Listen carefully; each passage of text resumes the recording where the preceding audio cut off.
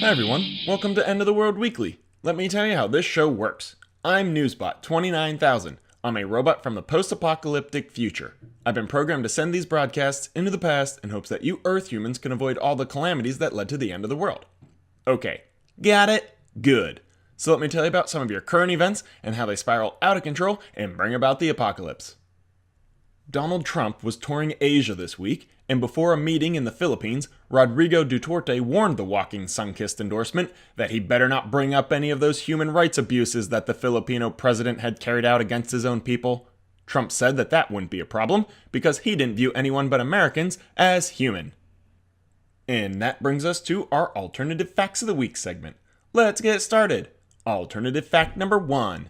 New York City's subway conductors received iPhones to help keep riders informed during delays, but commuters didn't understand how poorly framed pictures of their train conductors' dicks would help when they were running late. And speaking of urban commuting, alternative fact number 2. Uber announced their plans to develop a fleet of flying cars that would taxi passengers to their destinations by 2020. And by 2021, these passengers' loved ones chose to take an UberX to the courthouse to collect their wrongful death settlements. Alternative fact number 3. Former President Obama spent his Wednesday morning reporting to jury duty in Chicago. He was able to get dismissed from serving by finally admitting that he wasn't a United States citizen. And that does it for this week's segment of Alternative Facts. If you have any alternative facts you'd like to hear on the show, leave a comment below and we'll talk about them next week. O.J. Simpson was tossed out of a bar in Las Vegas Wednesday night, which raised the question, how drunk would you have to be to get kicked out of a bar in Vegas?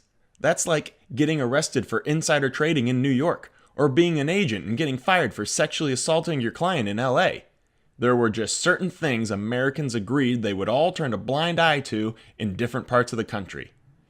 The Juice had been staying at a mansion in Las Vegas since being released from prison in October, and had been celebrating his newfound freedom the same way he celebrated his old undeserved freedom, by partying up and down the Vegas Strip.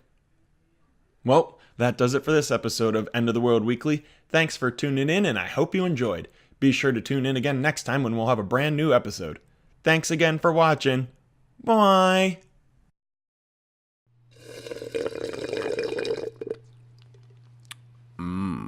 Delicious.